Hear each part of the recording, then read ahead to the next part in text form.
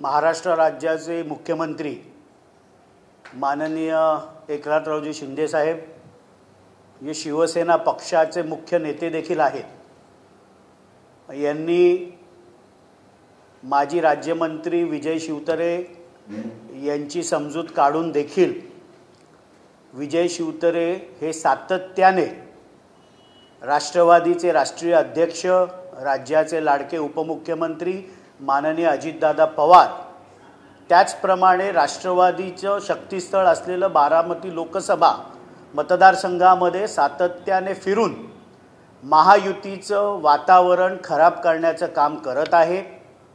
माजी मुख्यमंत्र्यांना हीच विनंती आहे की या सर्व प्रकारामुळे संपूर्ण महाराष्ट्रामध्ये असं चित्र जातंय की मुख्यमंत्री माननीय एकनाथरावजी शिंदे साहेब जे शिवसेना पक्षाचे मुख्य नेते आहेत, यांचं आपल्या नेत्यांवर नियंत्रण नाही किंवा त्यांच्याच पक्षाचे नेते हे माननीय मुख्यमंत्र्यांचं ऐकत नाहीत। अशाच प्रकारे सातत्याने जर ह्याही पुढे विजय शिवतरे हे माननीय अजितदादा पवार साहेबांबद्दल बारामती लोकसभा मतदारसंघामध्ये महायुतीचा धर्म तोडत राहिले तर महायुतीमध्ये शिवसेना देखील ज्या ज्या लोकसभेच्या जागा लढणार आहे तिथे महायुतीचा धर्म राष्ट्रवादीचे पदाधिकारी देखील तोडू शकतात।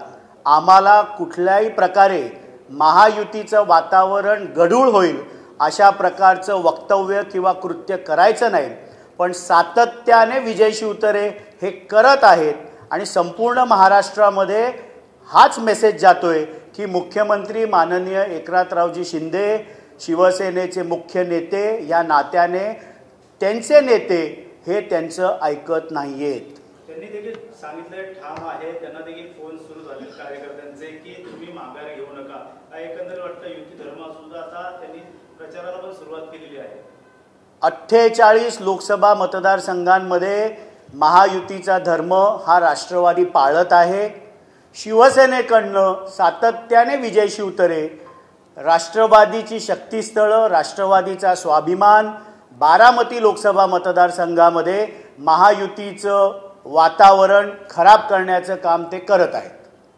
सर, त्यांनी असं देखील म्हटलेलं आहे की संग्राम थोपटेंना मागच्या वेळेस मंत्रिपद मिळालं असतं, मात्र त्या पवारांमुळे नाही मिळालं, पुण्यात त्यांना कुणालाच मोठं होऊ द्यायचं नाही असं देखील त्यांनी आरोप केला आहे। संग्राम थोपटे हे भारतीय राष्ट्रीय काँग्रेसच्या चिन्हावर त्या पक्षातून आमदार म्हणून निवडून आलेले आहेत।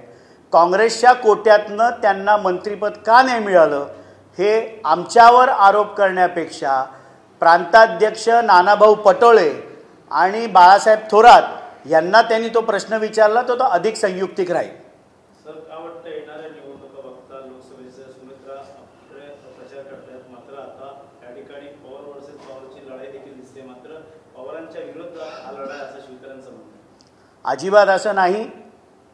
राष्ट्रवादी काँग्रेस पार्टी हा तिथे बारामती लोकसभेमध्ये प्रचार आमचा सुरू आहे। महायुतीचा धर्म नुकतेच भारतीय जनता पार्टीचे ज्येष्ठ नेते, ज्येष्ठ मंत्री चंद्रकांत दादा पाटील साहेब यांनी देखील तिथे समन्वय राहावा म्हणून बारामती असेल, पुणा असेल, विविध बैठका तिथे घेतल्या। अत्यंत खेळीमेळीच्या वातावरणामध्ये महायुतीचे सर्व कार्यकर्ते तिथे कामाला लागलेले आहेत।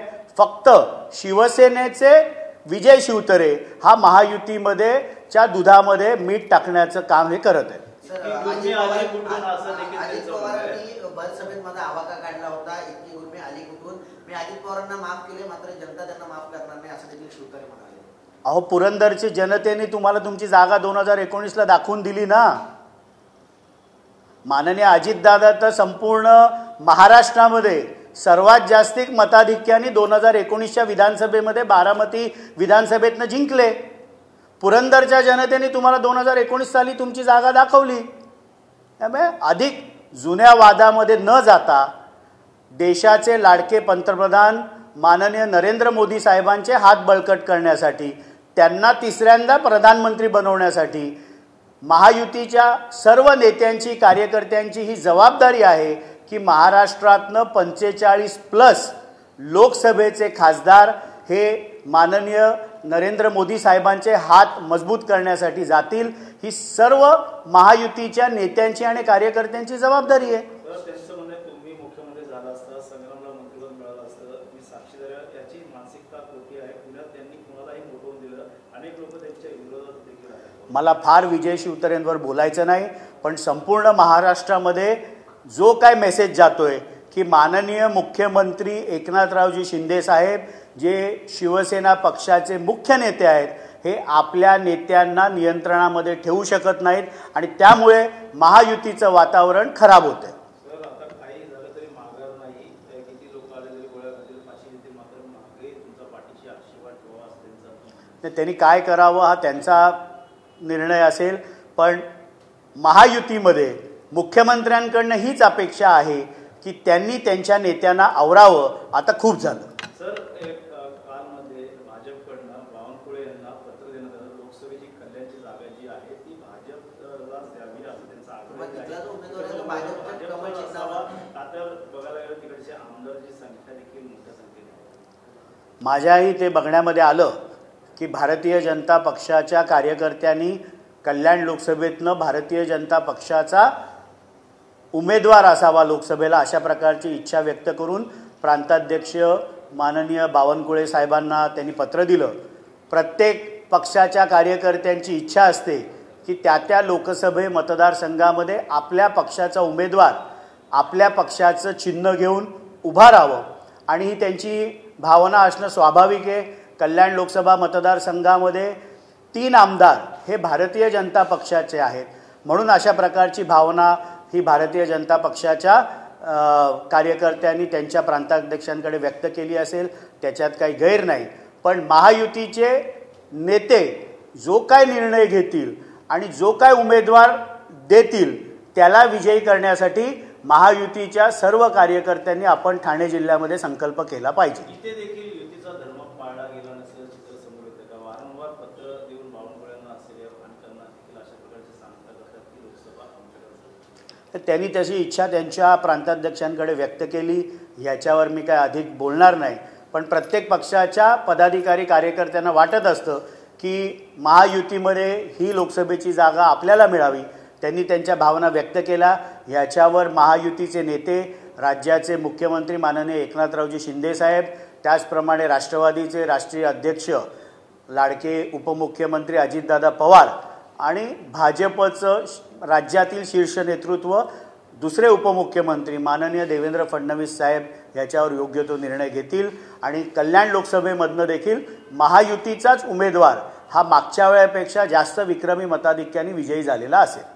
सर, लोकसभेच्या जागेसंदर्भात भाजपकडनं अनेक चेहरे बदलण्यात आले, मात्र काल देखील बघितलं तर मुख्यमंत्र्यांच्या निवासस्थानी अनेक लोकांची गाठीभेटी केली, अनेक खासदार त्यांचे देखील आता नावं पत्ते कट करण्यात आले. का वाटतं एकंदरीत राष्ट्रवादीच्या जागा असतील या शिवसेने जागा असतील, अशा जागावर अजून फॉर्म्युला ठरला नाही? लवकरच मी जसं बोललो की भारतीय जनता पार्टीचं दिल्लीतील शीर्ष नेतृत्व, गृहमंत्री माननीय अमितभाई शहा साहेब, त्यांचे राष्ट्रीय अध्यक्ष माननीय JP नड्डा साहेब यांच्याबरोबर राज्यातील शिवसेना असेल, भारतीय जनता पार्टी असेल, राष्ट्रवादी असेल, राज्यातील आमचे नेते जाऊन तिथे चर्चा करतील आणि येणाऱ्या काही दिवसांमध्ये महायुतीचा फॉर्म्युला येईल. महायुतीचे 45+ खासदार महाराष्ट्रातनं विजयी झालेले असतील. मनसेने देखील आता अमित शहाची भेट घेतली, कसं बघतात निवडणुकीच्या तोंडावरती महायुतीमध्ये देखील आता मनसे चालू. मनसेचे अध्यक्ष माननीय राजसाहेबांनी नुकतीच कालच दिल्लीमध्ये भाजपचे ज्येष्ठ नेते, देशाचे गृहमंत्री अमितभाई शहा यांची भेट घेतली. काय राजनैतिक चर्चा झाली आम्हाला माहीत नाही, पण जो काय निर्णय महायुतीचा होईल त्याच्यामध्ये आमच्या सर्व कार्यकर्त्यांचा हाच संकल्प आहे की 45+ खासदार लोकसभेतनं महाराष्ट्रातनं निवडून गेले पाहिजे.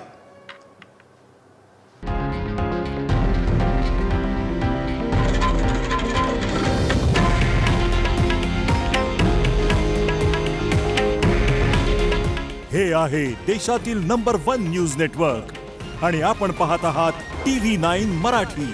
काळजी तुमची, हित महाराष्ट्राचं.